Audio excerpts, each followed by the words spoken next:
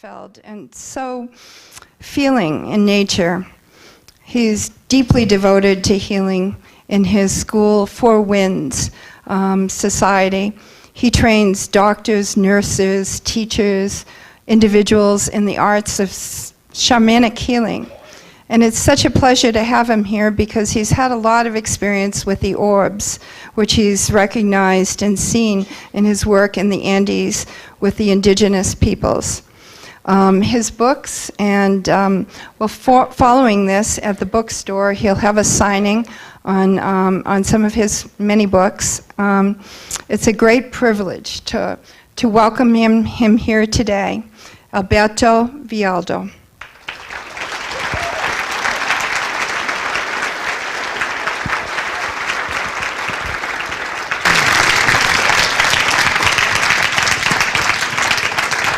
Thank you, and welcome everyone. Welcome. Welcome to this weekend of orbs, of medicine and magic. And beautiful dance. Wasn't that an exquisite dance? Yeah. And you know, the orbs love a good time. Have you noticed that when you they love a party? And no photographs, please. Let me ask you tonight to not take any pictures. So they love a good party. So let's everybody get up and do a little bit of a hip shake. Come on. Oh, yeah. Woo. All right. Get those hips going. Move them. All right. Other direction now. Now say hello to the person next to you with your hips. Use your hips. Okay. Woo. Now the other person, the other side. Oh, okay. All right. That's enough. That's enough.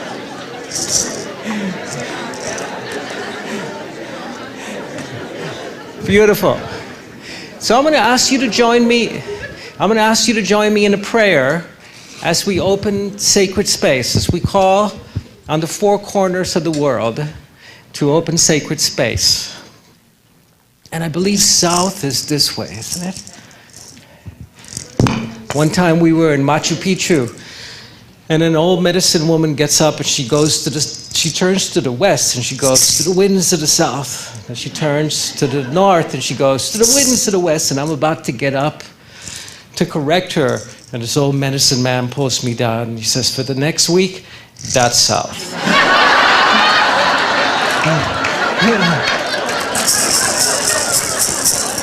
So join me in a prayer as we align ourselves with the four corners of the world.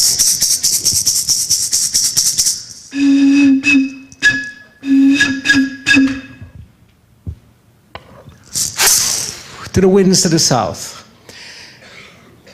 Great serpent, mother of the waters, we call on you. Come and wrap your coils of light around us. Teach us your ways, the beauty way, to walk with beauty on the earth, to touch everyone we touch with beauty. Be with us. Ho!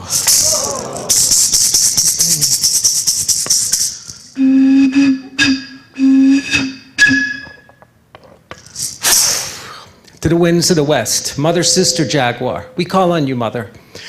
Hampamuichis, mamai, come and walk among us. Teach us your ways. Teach us the ways of integrity, of impeccability.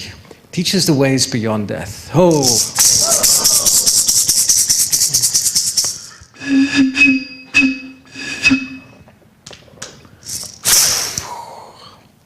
To the winds of the north. Sihuarkente, hummingbird, grandmothers and grandfathers, ancient ones, guardians and keepers of this land, we come to honor you today, you who've come before us, and you who will come after us, our children's children. Ho!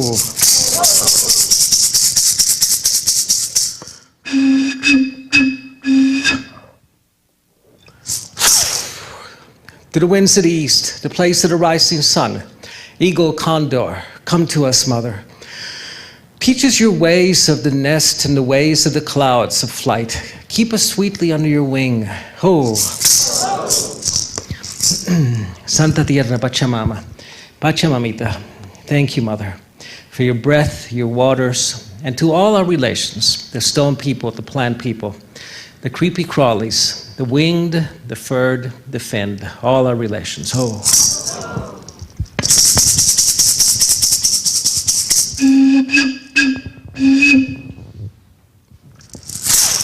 Inti Taita, Father Sun, Grandmother Moon, to all the star nations, our star brothers and sisters, to all the sacred mountains of this land, Anilia Tixi Wirakocha, Wakantanka, Great Spirit, you who are known by 1,000 names, and you who are the unnameable one, thank you for bringing us together for a weekend of celebration, for allowing us to sing the song of life one more day. Oh.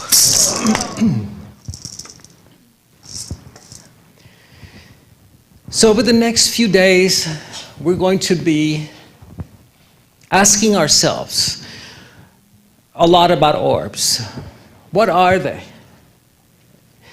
Who are they? What do they want? Do they want anything from us? What do they bring? And hopefully, tonight I'll manage to confuse you enough so that you come completely open-minded to the rest of the weekend, because you have an extraordinary cast of presenters here. And I'm going to speak tonight from the perspective of the shaman, of the wisdom keepers. And the wisdom keepers are not ordinary shamans. They're the sages. They're not the healers, they're not the bone setters, they're not the midwives. They are the keepers of the wisdom.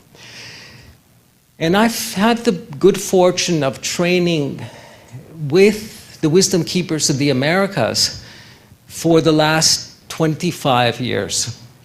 Actually, it's getting on 30 years. And so what I'm going to offer you this evening is a perspective of the shamans, of the wisdom keepers, of the earth peoples. But to understand that perspective, we have to understand a little bit about the shaman, who the shaman is. Because otherwise we will collapse the orbs into a phenomenon, into a fascinating phenomenon. How many of you take pictures of orbs? Incredible. In fact, it's hard to keep them out of your photographs now, right? You've got to ask them to go away. You want to take a nice picture.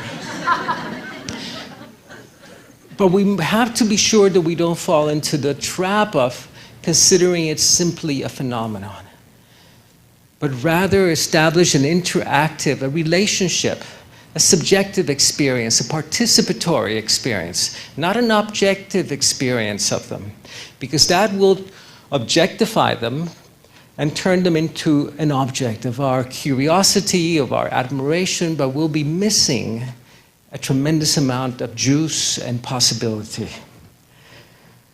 So before I tell you the shamanic perspective and particularly of the earth keepers, of the wisdom keepers that I work with, I'd like to tell you a little bit about the shaman, who the shaman is. And the shaman is a man or a woman who mediates between the visible and the invisible world. In fact, the most important statement of the 20th century was that wonderful formula that Einstein left us of E equals mc squared. Extraordinary. How simple, huh? And our science is focused on the M side of the equation almost exclusively.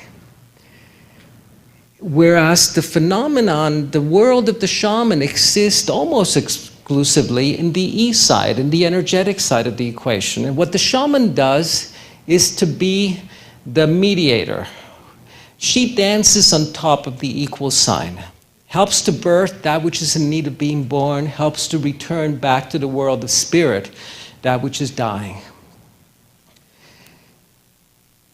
And my training is as a medical anthropologist. In fact, I began studying psychology and eventually the brain and dissecting the brain and putting it under the microscope in the hopes of finding the mind. And back then, it was a reasonable search back then. And one day, I discovered that I was looking out of the wrong end of the microscope. That instead of going smaller and smaller, I had to go bigger and bigger. Perhaps even to a worldview that challenged the notions even of time and of space that I took for granted in my everyday life. So I gave up my job. I had my own lab at San Francisco State University. I was one of the youngest faculty, and I gave up my lab, my teaching position, and went off into the Amazon. And everybody thought I was mad, including my mother. In fact, about 6 years ago, she comes up to me and she says, "Alberto, when are you going to get a job?" And I go, "Mother, I've written 9 books, and I teach around the world." She says, "Yeah, but it was so nice when you taught at the university. I could tell my friends what you did then."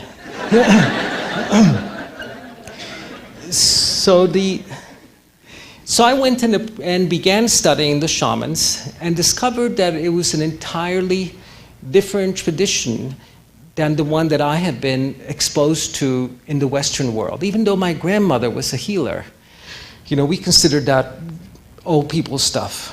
We were modern, scientific, civilized, and drank pasteurized milk, even though we had a cow next door. So what I discovered is that the worldview of the Earth peoples is dramatically different from ours because it is a worldview of the feminine. Whereas our worldview is deeply steeped in the masculine. In fact, it's completely biased against the feminine. And we all know that. This isn't news for anyone. But what I like to do is to spend a couple of minutes and look at the sources of this very deep bias against the feminine, because it is rooted in our mythology. And we have a very funky mythology in the West. For example, we have the only mythology in the planet, practically, I think there's one in Borneo as well, in which we were kicked out of the garden.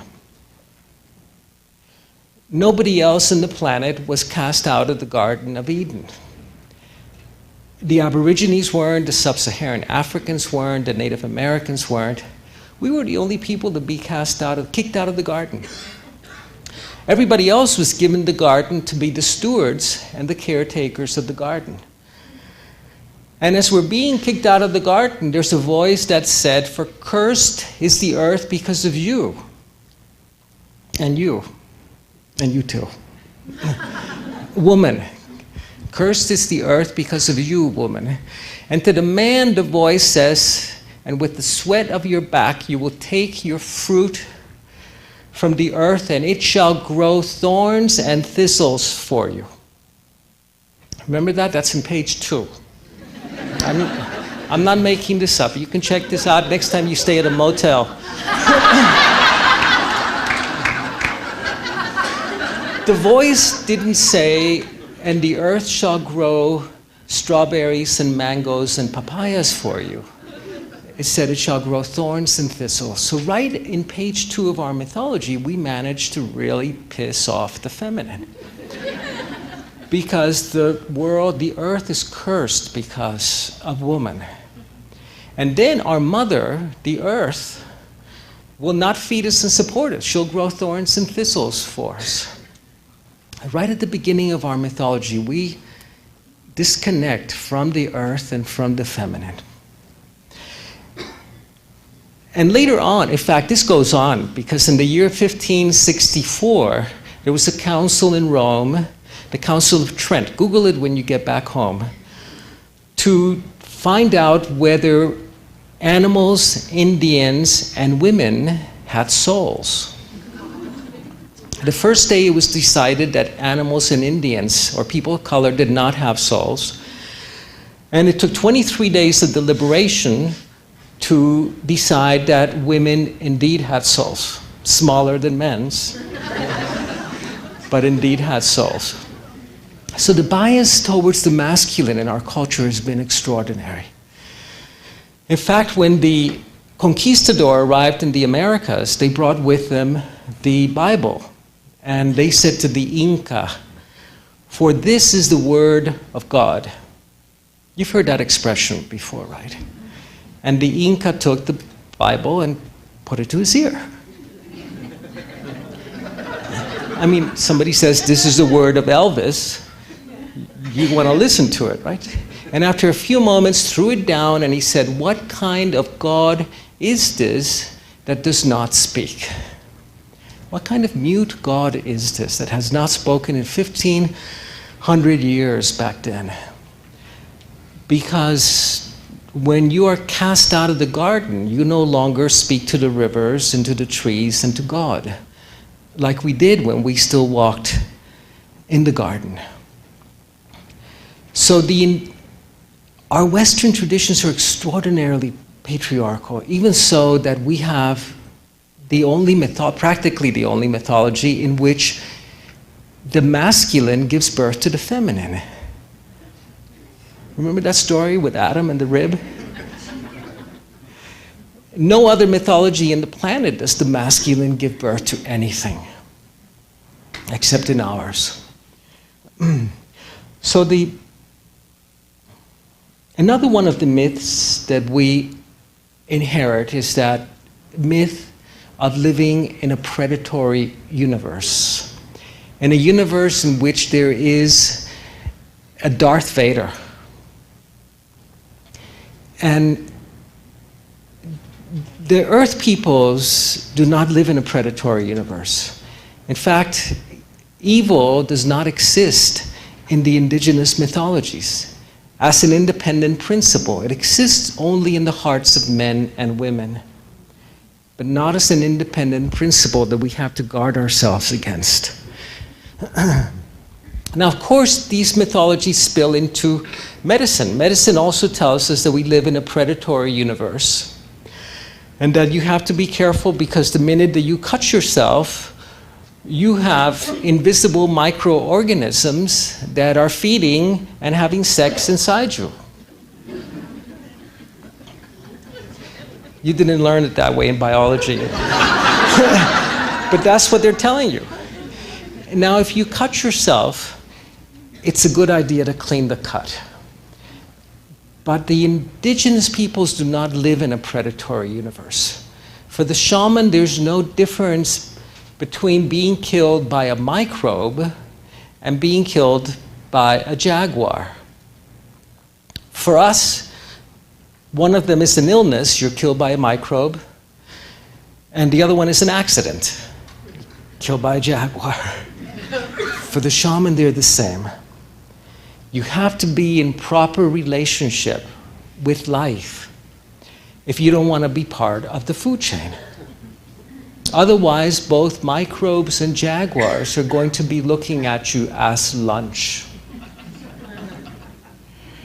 So it's a very different mythology, the mythology of the Earth peoples, and the way that orbs are perceived in traditional societies is different from how we perceive them in the West. And I'm going to get to that in a little bit. So at the very beginning, we opened sacred space. We called on the four directions. We called on serpent, jaguar, hummingbird, and condor. Mother Earth and Father Sky. Now, the first time that I saw this, I said, how quaint. And then I began to understand what was going on. Because the indigenous people discovered that the entire landscape of creation has been created with an alphabet that has only 4 letters. And those letters are serpent, jaguar, hummingbird, eagle. And they'll tell you that it doesn't matter what you call it, because you go to the Hopi or the Lakota and they'll call it buffalo. The only thing that matters is that it comes when you call it. But they discovered that all of creation is composed of 4 principles, which we have also discovered in the West. In fact, physicists will tell you that there are 4 fundamental laws in physics. And this is what Einstein was trying to unify when he was trying to come up with a unified field theory. They'll tell you that there are 4 fundamental laws that are gravity, levity, electromagnetism, the strong and the weak nuclear force. So these are the 4 fundamental laws of physics. Now, biologists have discovered also that all of the living universe is made up of 4 letters, which are, who remembers what they are?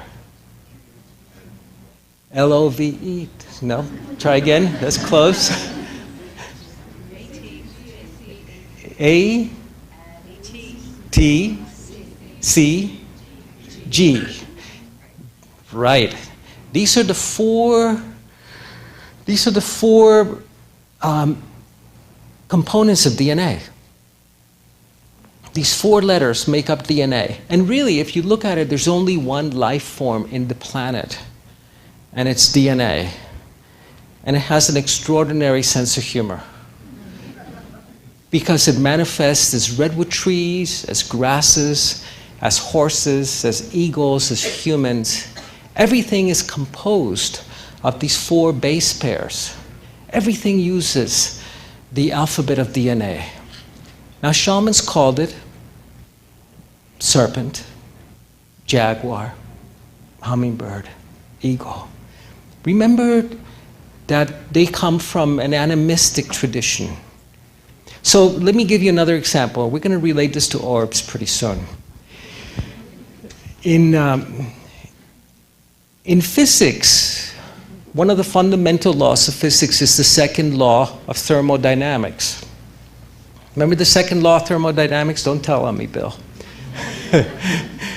Who remembers the second law of thermodynamics? Anybody here? How many of you have kids here? Okay. You know the second law of thermodynamics is the law of entropy, which is the law of increasing chaos. Entropy, the second law of thermodynamics, is why ice melts into a puddle of water, evaporates into a gas, seeks increasing disorder. And you don't need to go to Harvard to understand this. You know how kids put their milk like that? Right at and then they start eating around it, and you see it on the floor already. So entropy is the law that tells you that it's really easy to go from milk on the glass to milk on the floor, but it don't go the other way around. That's entropy. Entropy is the reason you carry a day planner, because you know all of the shit's gonna hit the fan and you want to schedule how it hits it. Now, you don't need to go to Harvard to understand this. All you need to do is to have children. So societies around the world understood this is one of the fundamental laws, and they called it jaguar. Because everything in the universe is tending towards increasing chaos. But they saw that life was anti-entropic, that life sought increasing levels of order and complexity, that you have cells teaming up with each other to become tissue, teaming up with each other to become organs, teaming up with each other to become eagles. Life was anti-entropic, and they called that jaguar. The difference being that you can't go, yo, second law of thermodynamics, come to me, teach me your ways. But if you have someone who has a cancer spreading throughout their body, you can go, mother, sister, jaguar, bring order out of chaos. You have a village that has become too rigid, a relationship, a school. Mother, sister, jaguar, bring a little bit of chaos, of renewal. Let those things die that are ready to die. So that indigenous people have an animistic relationship with everything, even the laws of physics. But you had to be able to call on them, and they had to come when you called them. And that was the shaman's agreement with spirit. The agreement was that you call and spirit responds. You call, spirit answers. Not 60% of the time, Not 80% of the time, not 99, but 100% of the time. Pretty cool, huh? Until you read the small print in the back, which says, Spirit calls, you answer. Not 40% of the time, not 60, not wait till my 401k plan is fully funded and then I'll respond to the call from Spirit. 100% of the time. In the Andes, they call this Aini. Living in right relationship, living in a state of yes, because if you have to wait for Spirit to call, it's too late already. So this animistic relationship exists even with time. Even with time. Because for us in the West, time flows in one direction only. Time flies like an arrow. The future is always still ahead of us. The past is already behind us. We know of only one kind of time that flies like an arrow. And we have only one kind of calendar. Today is May 5th, right? 4th. Anybody have September 3rd in their calendar? No. The Mayans have 24 calendars. They know of more than one kind of time. We know of only this kind of time that flies like an arrow, whose main operating principle is causality, cause and effect, the basis of Western science. Shamans knew of another kind of time that turned like a wheel, where the reason that you're here today is not because you signed up 2 weeks ago, but because of something that might happen 2 months from now.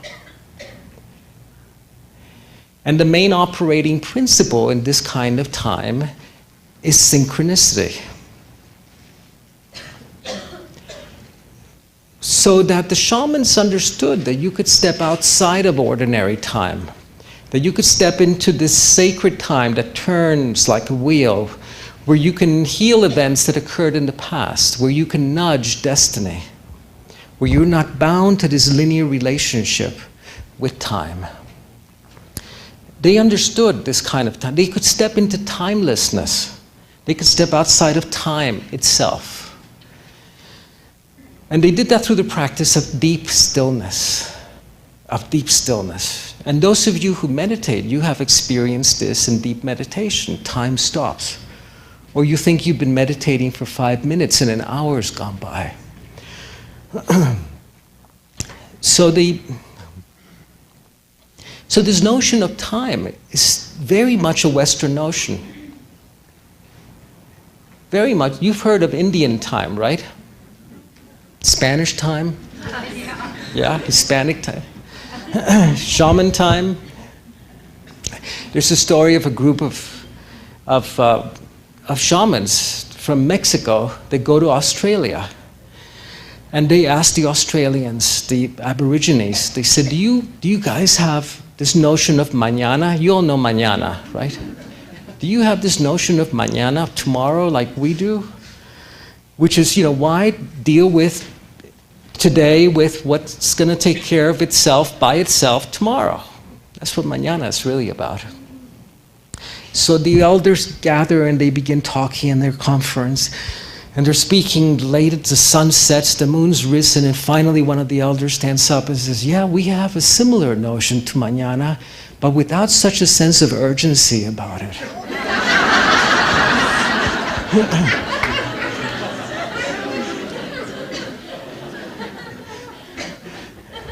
So the interesting thing for the medicine people is that there's no supernatural world. There's only the natural world with its visible and its invisible domains. And the task is to engage that domain, not simply describe it, but engage it. In the West, again, with our tradition, which is very masculine, we want to describe it. You look through a medical text, you see how many ways there are of being sick. It's incredible. And if you discover a new way of being ill, you become famous. You get to put your name on it. But if you think about it, there are very few ways of being well. So shamans don't diagnose, they heal. We diagnose superbly. So our tradition is an information-based tradition. The shamanic traditions are a knowledge-based tradition. The difference between them is that information is knowing that water is H2O. Knowledge is being able to make it rain. And our task today, of course, is to combine the two into what Bill pointed out to me over dinner would be wisdom. To combine the two to attain a wisdom, an enduring wisdom of our time. So the task for the shaman is not what are they, but how do we engage them? How do we interact? What do they want? What do they bring? How do we establish a dialogue?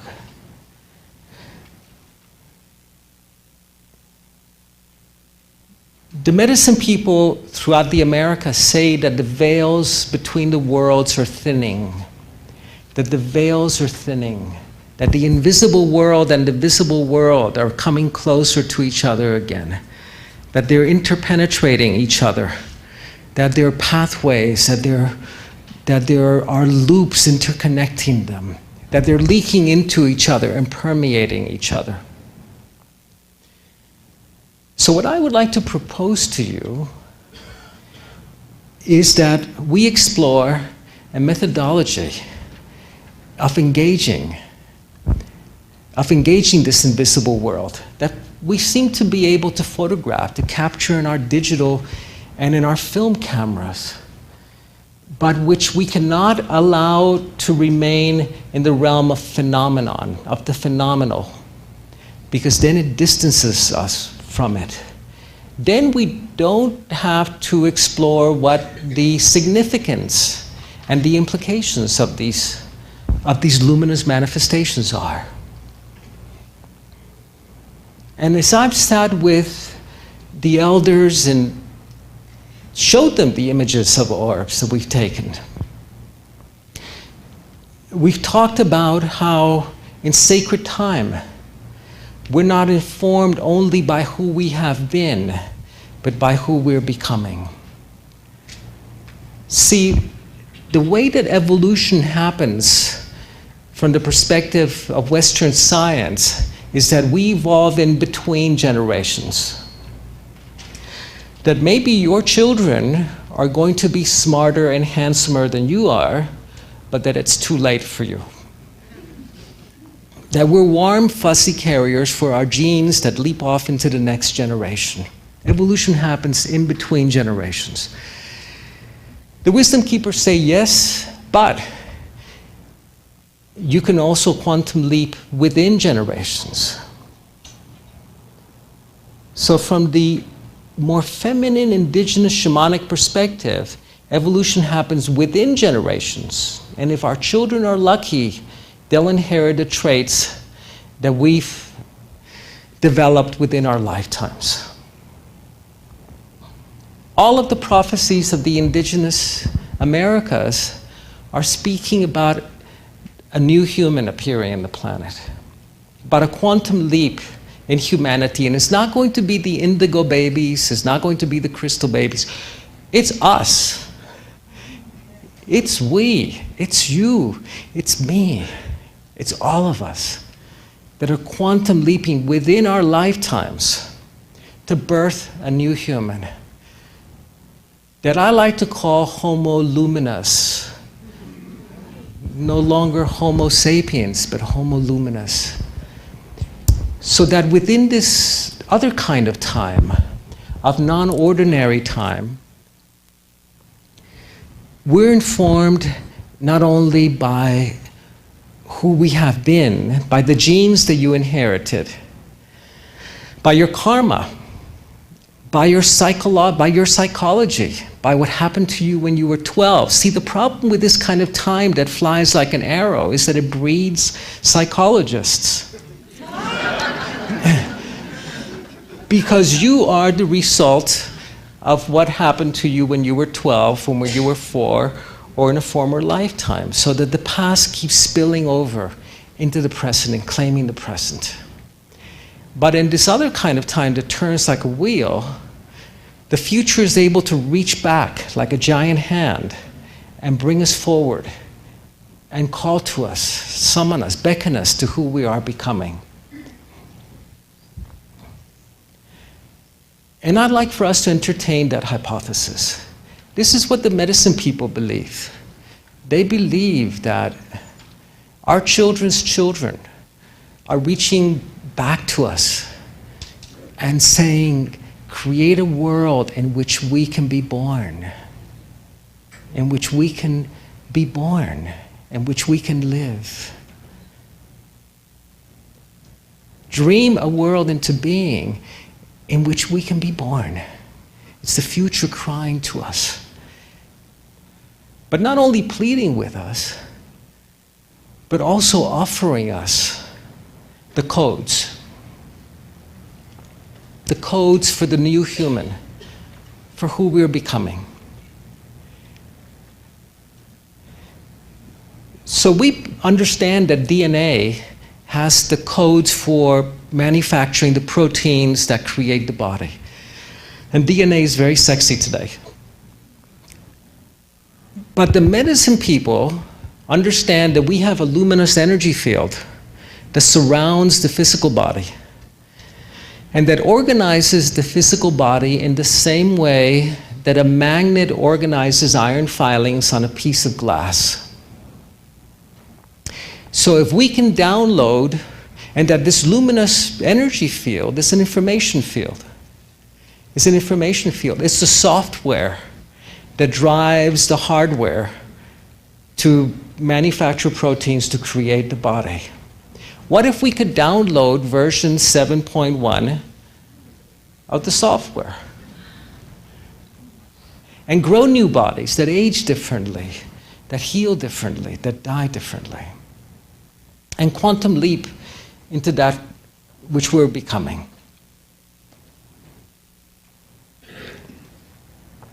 Now, in traditional societies, you only engage the invisible world. And remember that the invisible world is interpenetrating the visible one today. You only engage the invisible world within sacred space. Within sacred space.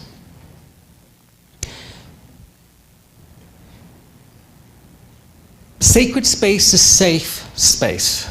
And we created sacred space by calling on the 4 directions, on the 4 corners of the world, heaven and earth. We created sacred space. And we're going to teach you, I'm going to show you another way of creating sacred space. The first kind of sacred space was calling on serpent, jaguar, hummingbird, condor. So much easier than calling on gravity, electromagnetism, light, nuclear force, strong nuclear force. And it's interactive. And then heaven and earth. This connects us to the ecosphere. There's another kind of sacred space that the medicine people work with that connects us to the noosphere. The noosphere, the distinctly human sphere. And I'm going to demonstrate how we do that and ask that we try that together. And let me give you a little bit of the understanding here. You're all familiar with the 7 chakras in the body, right? The 7 chakras in the body. In the indigenous traditions, we work with an 8th chakra that is outside the body, but inside the luminous energy field. Outside the physical body, but inside the luminous energy field. It's what we in the West call the soul. These are the energetics of the soul that exist outside of time but manifest in time. And our body is the manifestation of the chakra. In fact, when we die, what happens is that the information from each one of our chakras is downloaded into this 8th chakra that then goes about creating a new body. It goes about tracking the families and the parents where we're going to have the best time and the most fun, right? It goes around finding the parents where we're going to learn the most and grow the most, even bringing them together for a single night of love in order to be born through them, which is what happened with my parents. Except they stayed married for another 55 years after that.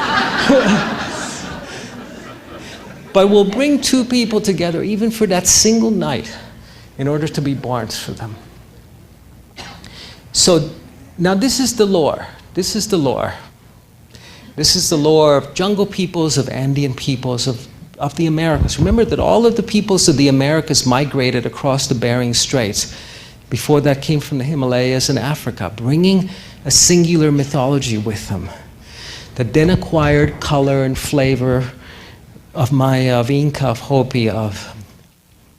But the mythology is is that our 8th chakra is what goes about manufacturing our bodies from lifetime to lifetime. So the way that we open the second kind of sacred space, and I'm going to ask, I have two assistants here. If you could step up, please. And I'd like to introduce you to Dean. This is Dean. And Colette. And so Colette, why don't you go to that corner, and Dean, why don't you go to this one, and I'll go in the middle, and let's demonstrate opening our luminous energy field. And let's begin with and watch them, beginning with our hands in our heart chakra, taking a couple of deep breaths, and watch them the first time. And what they're going to do, they're going to drop into their center, they're going to center themselves, and then reach up into this 8th chakra and expand it with both hands, except I'm holding a microphone, like they're doing right now, yeah. And expanding it to envelop themselves. And you notice that each one of them has their own style. And then resting, residing in that place. So let me demonstrate as well. Beginning with your hands in your heart, and you can follow me as we do this. Your hands in your heart chakra. This is, those of you who do yoga, this is Anjali Mudra, heavenly mudra. A couple of deep breaths.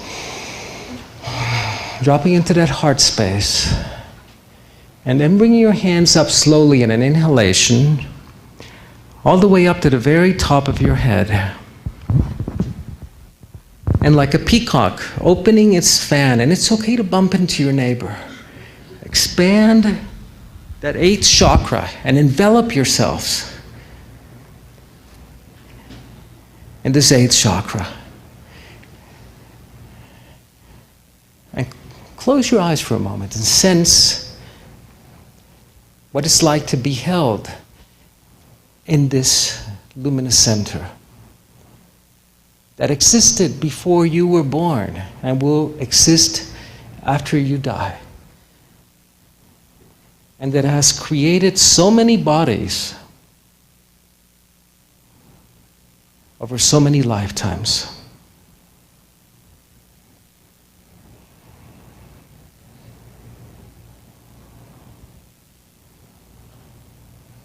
And it's within this sacred space that the shaman engages the invisible world. Because only that which is of the highest vibration, of the highest quality, can share this space with you, can enter this space. Only that which is of your highest good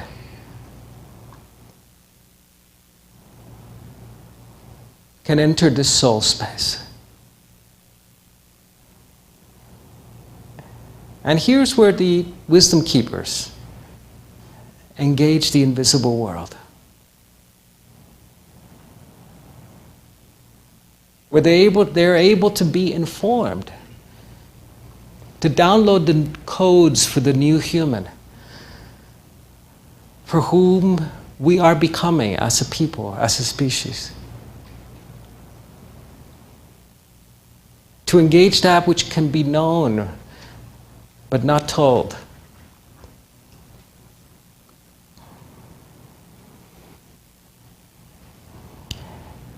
And now open your eyes and observe Dean and Colette as they gather their luminous energy field into a radiant orb above their head again.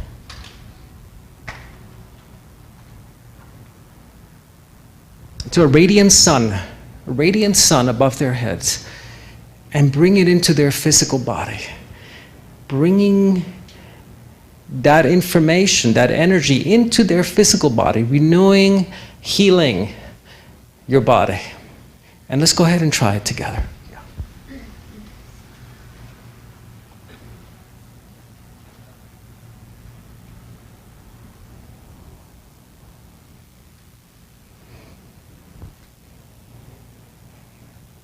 And this is a prayer. This is prayer in movement. This is intention in movement. Of course, this is all done through the practice of intention. Without intention, it's just simply a silly movement. With intention, it's everything. And then bring your hands back to your heart and just drop into your heart space for a moment again.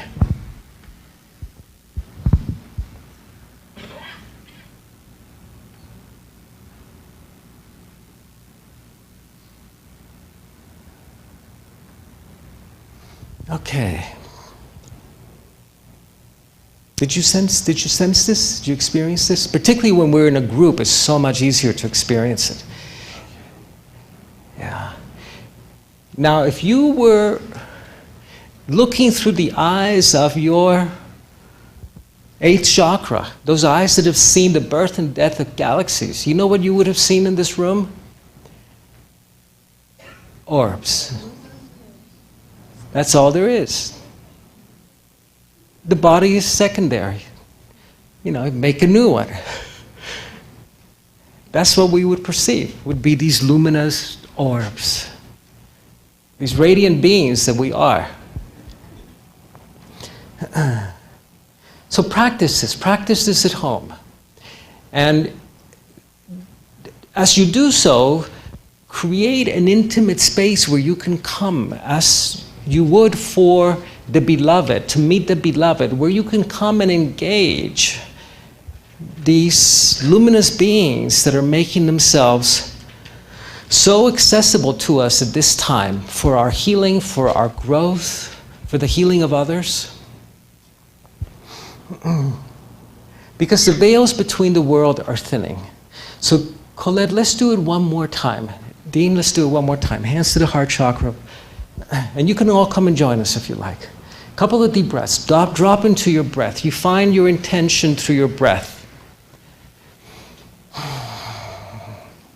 Intention is a practice of the heart. It's not a practice of the head.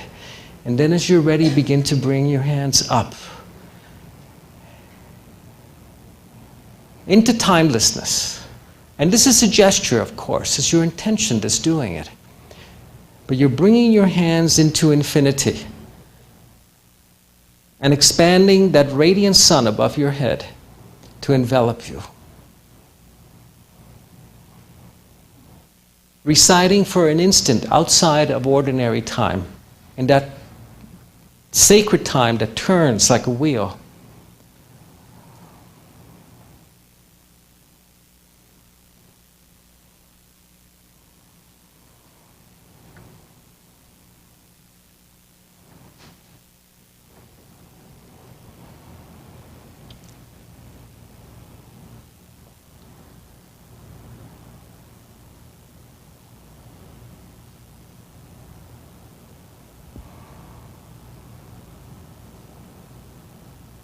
And within this space, know that you are a resident, a citizen of both the visible and the invisible worlds.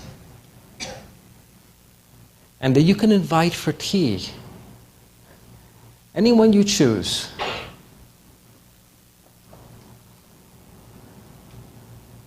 into the sacredness of this space, of your soul space.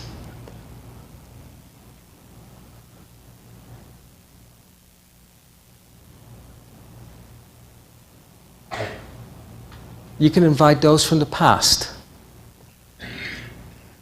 the ancestors, not just your biological ancestors, but our spiritual ancestors, to sit with you in sacred space. You can invite our children's children to come and sit with you in timelessness, in sacred space.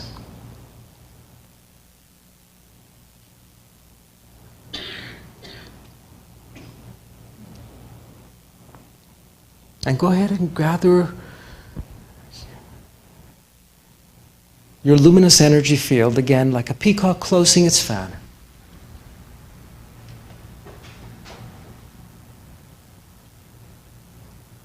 And feel this radiant orb above your head. Feel it. Feel its pulsing. Feel its coolness, its vibration. Imagine it. Use your imagination. We live in an imaginal world. The shamans called it dreaming the world into being. And now bring this radiant orb into your head, past your face, your chest, your belly, reinforming yourself from that source that informs all of life, healing, renewing yourself, downloading those new codes. Remember, we are a field of information that organizes minute particles of matter that we call a body within it. Downloading those new codes.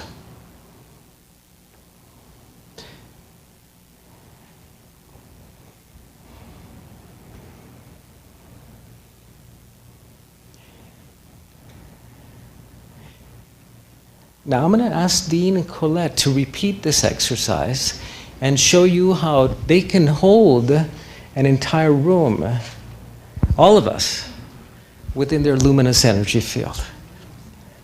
Let's try it again. Can you hold your field of intentionality to envelop everyone in your life? Your children, your children's children, your ancestors, your loved ones? Yeah.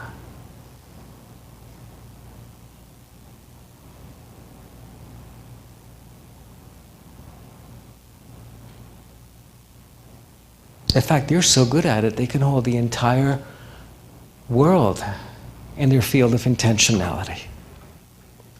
As can you. And when you do, then we step into that creator place where we can dream our world into being, because if we don't dream our world into being, we have to settle for a world that has been dreamt for us by the National Enquirer, by Washington, by the nightmare of history. And now gather your luminous energy field again, Dean, Colette.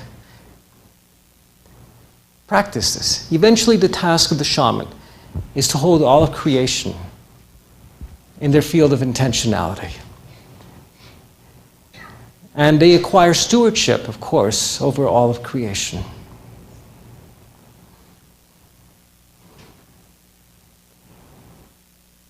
And then we're able to dream the world into being. To dream the world into being. To dream a different dream. To write a different story about humanity. Because the stories that we have about humanity are tired and exhausted stories. They're stories that developed, that emerged at a time when the Earth was still flat. When the Hubble Space Telescope did not exist. We need to come up with a new story for humanity. A story that encompasses not only the flat Earth and the round Earth and the galaxies that we've been able to see and the universes that we're postulating may exist. We need to come up with a new story for humanity, to dream a new world into being. And of course we begin doing that by dreaming our own lives differently into being, Thank you, Dean. Thank you, Colette. Dean and Colette will be around if anyone has any questions. And they'd be happy to answer any questions you have. They're both graduates of our Healing the Light Body School and can also tell you about our training programs where what I do today is to train Western shamans. We train physicians, we train nurses, we train lay people, we train teachers to mediate between the visible and the invisible world. And today the invisible world is making itself not only evident, but immensely accessible. In fact, we're tripping over it. We can't avoid it any longer. And it's a matter of how we engage it, And doing it within sacred space. And let me tell you one of the motives for doing this work within sacred space. The prime mandate of creation, according to lore, according to the indigenous peoples, the Great Spirit created all of life in both the visible and the invisible worlds. And the prime mandate given to all of life was to thrive, to grow, to multiply, to do anything and everything to seek its own highest good. Remember that in the medicine traditions, in the shamanic traditions, evil does not exist as an independent principle. There's no evil in the universe. There's only evil in the hearts of men and women. But there are things that are good for you and things that are not so good for you. So the prime mandate to all creatures was to thrive, to multiply, and to seek their own highest good.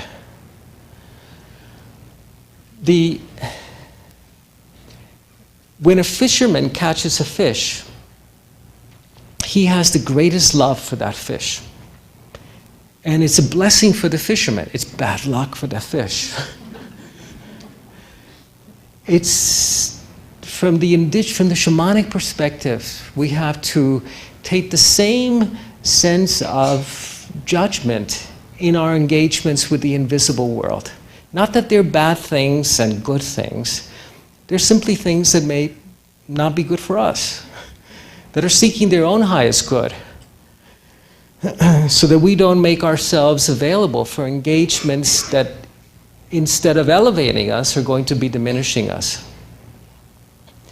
My mentor, who's an old Indian man, used to say to me, Alberto, most people believe that life is a conjugation of the verb to eat. You eat, you get eaten. All of life is a conjugation. But life is also a conjugation of the verb to grow. And he would say to me that we're not here only to grow corn, that we're here to grow gods. That we're here to grow gods. That's what we're becoming, who we're becoming. And of course we grow our God nature in direct proportion to the level of stewardship that we're willing to take for creation. But traditionally, we only engage the invisible world from the protected space of sacred space, from the place of sacred space, where we're protected, where we're going to draw to us only the highest of energies. Now, that's why the orbs love coming to ceremony. They love coming to ritual. I've got some slides. I wonder if we could show these. Dean, are we set up for and I've got 6 or 7 slides only, because I know you're going to see so many images of orbs over the weekend. So if we could get this going, it would be brilliant. Okay. So I'm going to show you actually a little bit of the landscape where the wisdom keepers of the Andes come from. We don't need that. So this is Machu Picchu, cities in the cloud, extraordinary city. And these are some of the wisdom keepers of the Andes, some of the old people. That's the old man, the Dalai Lama. Now look at this medicine woman. Look at all the, can you see the orbs all around her? Can you see the one above my head here teaching? Now this is a lineage orb. It's above a group that is holding a fire ceremony. And look at how she's taking the fire into her. Yeah. And then this is after the fire ceremony.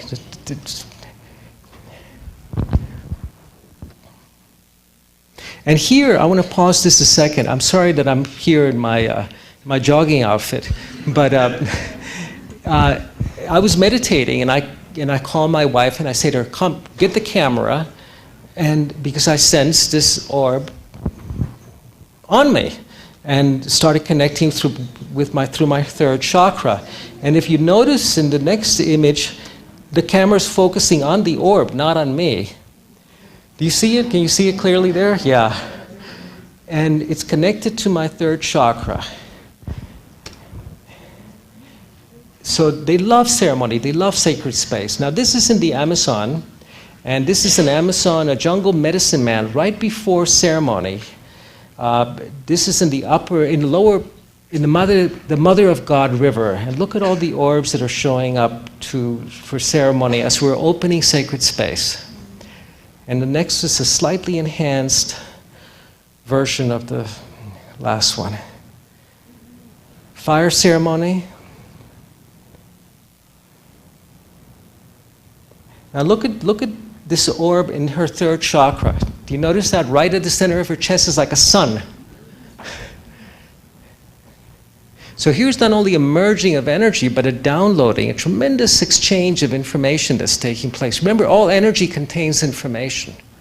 And there's a tremendous download of information happening here. And look at the blissful, the ecstatic look on her face.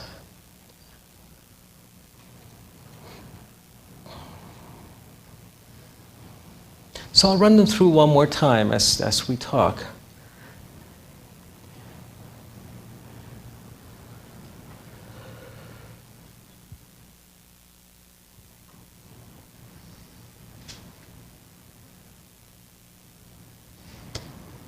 The photograph right before this image, we took a picture of the same landscape, and then this medicine woman had walked on, took her picture, and here she was. So when you hear Native American people saying, "all my relations," you know what they're talking about. It's not their cousins.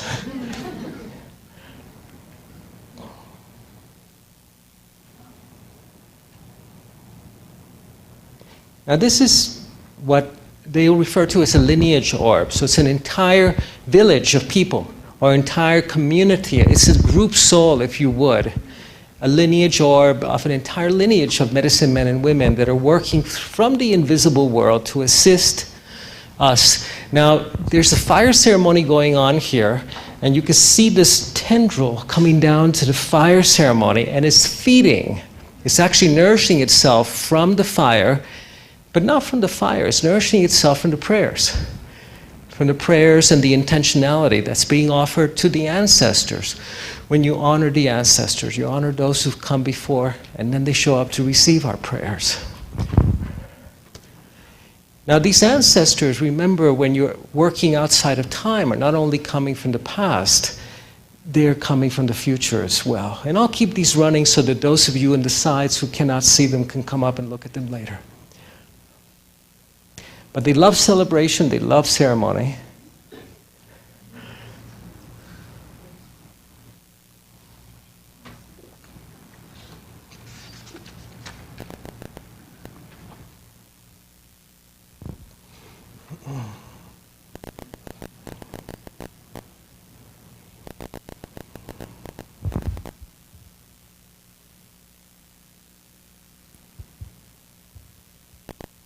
So the notion that I'd like to leave you with is that at this time that the veils between the worlds are thinning, that the future may be reaching back to us like a giant hand and asking us to dream a different world. Not only asking us to dream a different world, but bringing us the resources, the power, the energy to manifest that dream, to birth a new world into being today, so that our children's children have a world that they can be born into. They're not only pleading with us, they're reaching back. Remember that when you step outside of time, time doesn't flow linearly anymore. It's all happening at once. And they're reaching back to us, and not only asking and pleading, but offering us resources to dream a different world into being, to dream a healed world into being, one where the rivers are clean, where people live at peace with each other.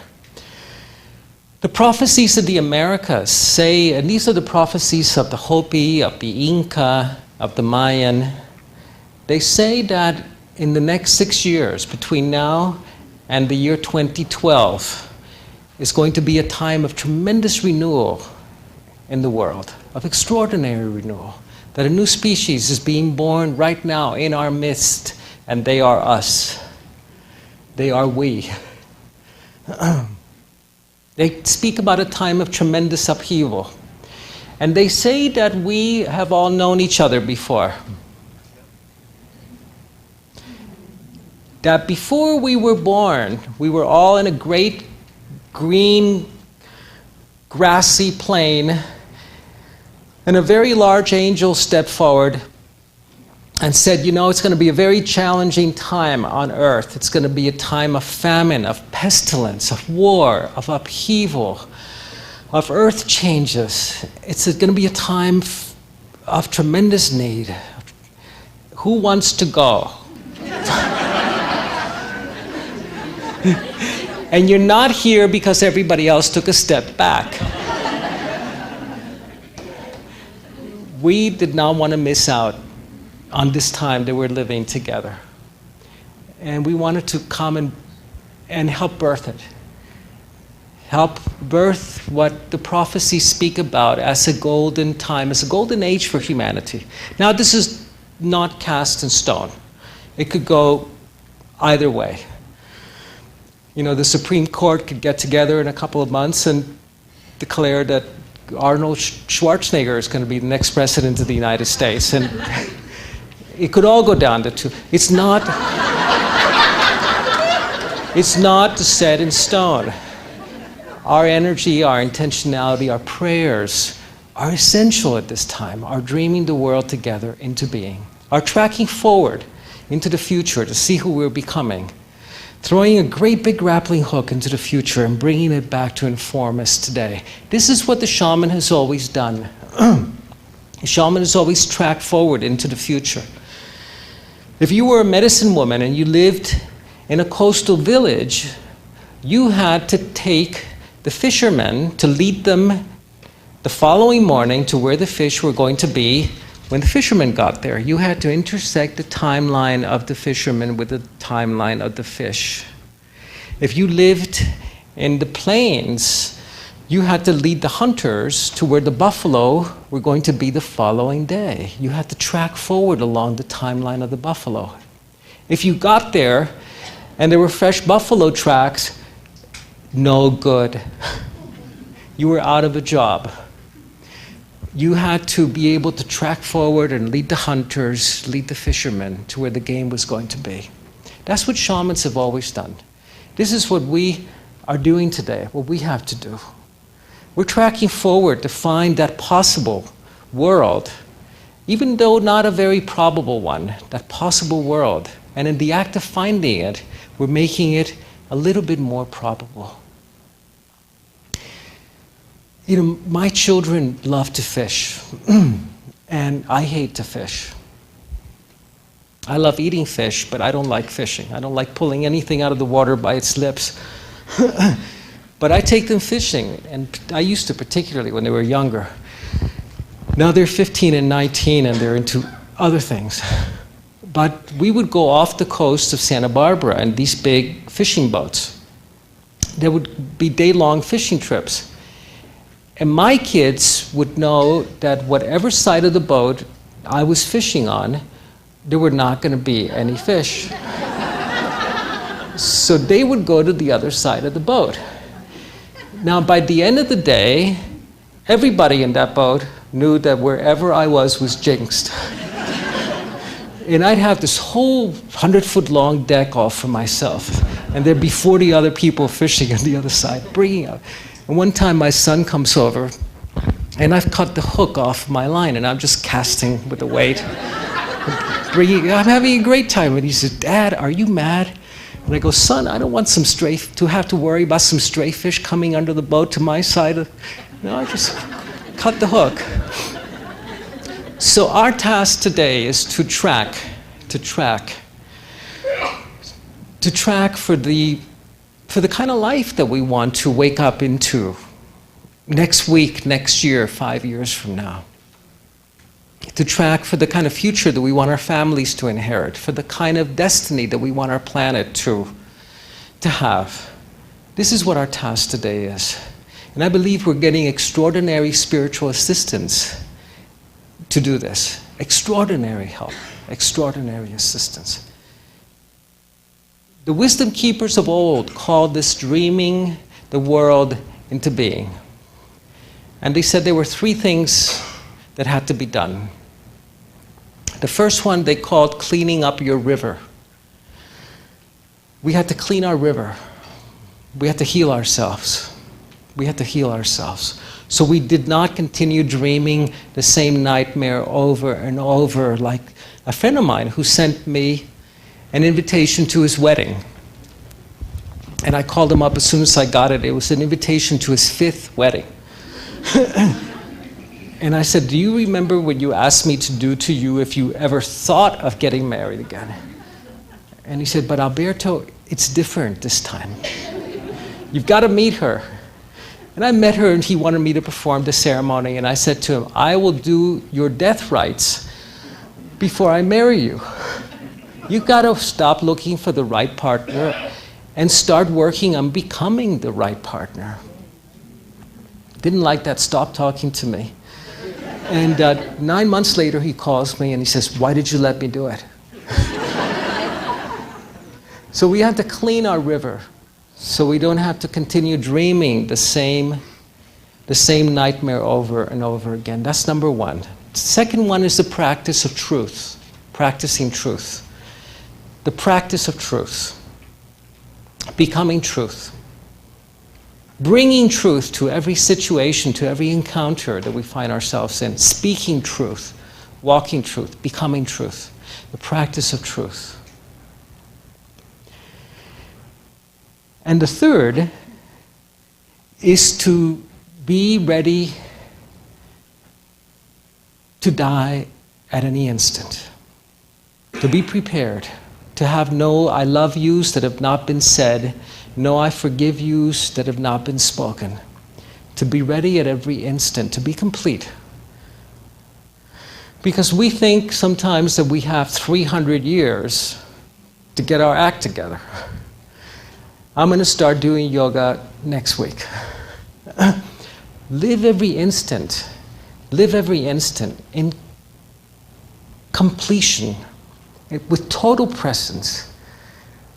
The shamans speak about this as being ready to meet death every instant of your life. And when you do that, you are claimed by life so that you can never be claimed by death. Because the worst death in the eyes of the healers of old was not the one that happened at the end of your life. That one was the inevitable one.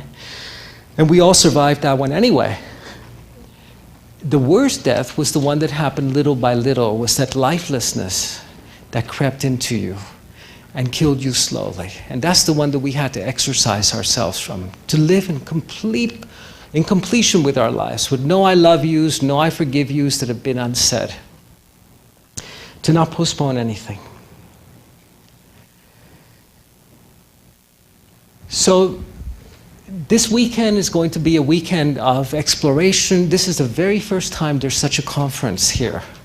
For the very first time that the subject of orbs is explored. And you are the very first people to explore it. So we're going to be setting the groundwork for further research, study, exploration But I want to encourage each and every one of us personally to take that research, that study, that exploration home with us. Because there is a great giant hand reaching out to each one of us from the future, saying, dream us into being, and giving us the power, the resources, and the guidance that's available to us right now. Please join me in closing sacred space and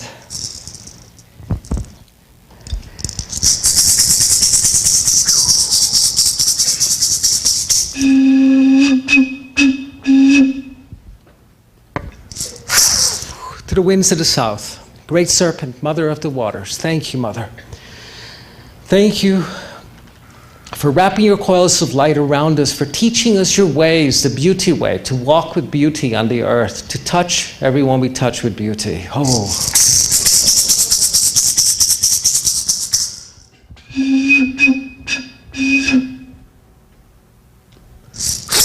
To the winds of the west, Mother, Sister, Jaguar. Thank you, Mother, for walking among us, for showing us the ways of integrity, of impeccability, for showing us the ways beyond death. Oh.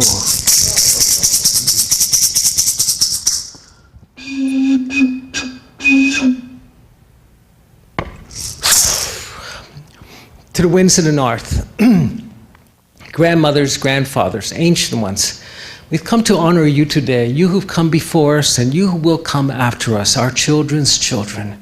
Thank you. Oh.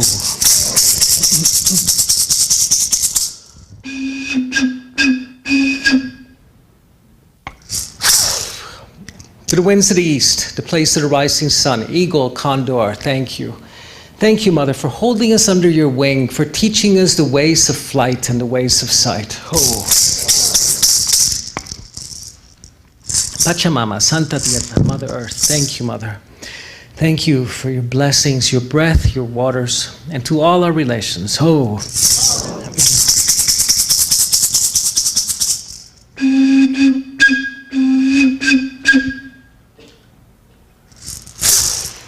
Inti Taita, Father, Son, Grandmother Moon, to all the star nations, our star brothers and sisters, the sacred mountains of this land, and Great Spirit, Creator of all, thank you for bringing us together today. Bless us in our time together this weekend. Bless us in our journeys. Accompany us as we go back to our homes, to our villages, to our loved ones. Oh. Thank you, everyone. Blessings. Walk in beauty. Thank you.